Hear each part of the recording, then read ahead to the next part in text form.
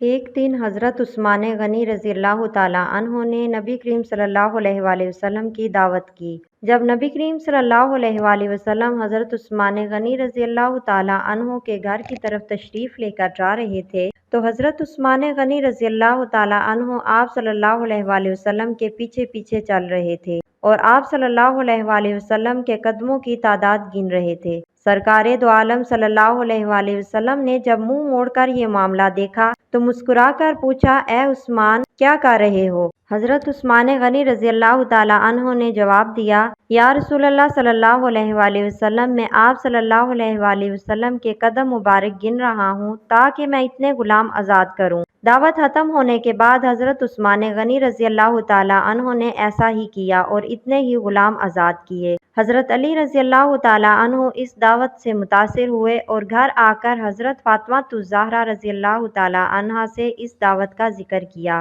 حضرت فاطمہ الزہرا رضی اللہ تعالیٰ عنہا نے فرمایا، علی، اگر آپ چاہتے ہیں تو ٹھیک ہے، آپ صلی اللہ علیہ وآلہ وسلم اور آپ صلی اللہ علیہ وآلہ وسلم کے اصحاب کو بلائیے اور میں دعوت کے لیے کچھ پکا لوں۔ حضرت علی رضی اللہ تعالیٰ عنہ کے جانے کے بعد حضرت فاطمہ الزہرا نے وضو کیا اور اللہ تعالیٰ کے حضور سر بسجود ہو گئیں اور دعا مانگنے لگیں، اے اللہ، تیری بندی فاطمہ نے تیرے حبیب محمد صلی اللہ علیہ وآلہ وسلم اور ان کے اصحاب کی دعوت کی ہے، تیری بندی کا صرف اور صرف تجھ پر بھروسہ ہے، لہٰذا اے میرے مالک و خالق، آج تو فاطمہ کی لاج رکھ لے اور اس دعوت کے لیے کھانوں کا انتظام عالم غیب سے فرما۔ سیدہ فاطمہ رضی اللہ تعالیٰ عنہا نے یہ دعا مانگ کر ہانڈیوں کو چولہوں پر رکھ دیا۔ اللہ کے فضل و کرم سے تمام ہانڈیاں رنگ برنگے کھانوں سے بھری پڑی تھیں۔ جب سرکار دو عالم صلی اللہ علیہ وآلہ وسلم اپنے اصحاب کے ساتھ تشریف لے آئے تو حضرت فاطمہ الزہرا نے ہانڈیوں سے ڈھکن اٹھا کر کھانا ڈالنا شروع کیا۔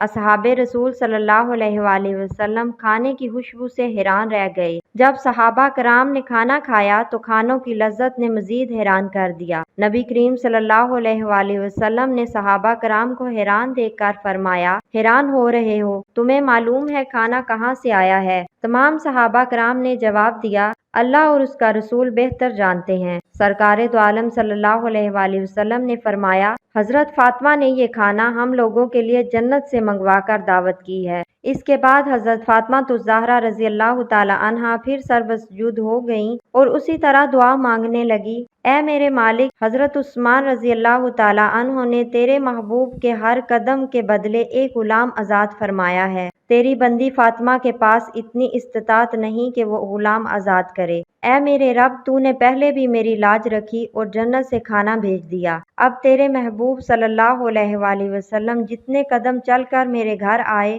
اتنے ہی سرکار دو عالم صلی اللہ علیہ وآلہ وسلم کے امتی جہنم کی آگ سے آزاد فرما دے۔ ادھر سیدہ فاطمہ رضی اللہ تعالیٰ عنہا اس دعا سے فارغ ہوئیں، ادھر جبرائیل امین علیہ السلام وحی لے کر بارگاہ رسالت صلی اللہ علیہ وآلہ وسلم میں حاضر ہو گئے اور بشارت سنانے لگے، یا رسول اللہ صلی اللہ علیہ وآلہ وسلم، اللہ تعالیٰ نے آپ کے ہر قدم کے بدلے 1000 گنہگار امتیوں کو بخش دیا اور جہنم سے آزادی عطا کر دی۔